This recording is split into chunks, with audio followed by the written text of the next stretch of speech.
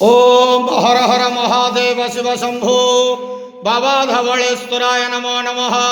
दीपं यदि परम ब्रह्म दीपं यदि जनार्दनः दीपहरत मे पापो पूजा दीप नमस्तुते। अहे धवलेश्वर महाप्रभु संसार सुगिरकंदु।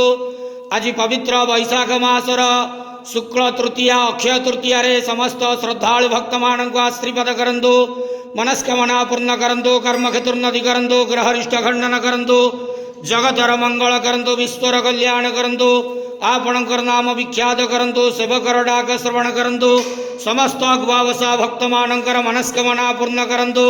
महाप्रभु धवलेश्वराय नमो नमः। संसार सुखी रखंतु आनंद जवार हरि बोलो। आज पवित्र अक्षय तृतीया रे समस्त श्रद्धालु भक्त मानक आशीर्वाद करंतु आनंद जवार हरि बोलो। हर हर महादेव शिव शंभो। महाप्रभु धवलेश्वराय नमो नमः।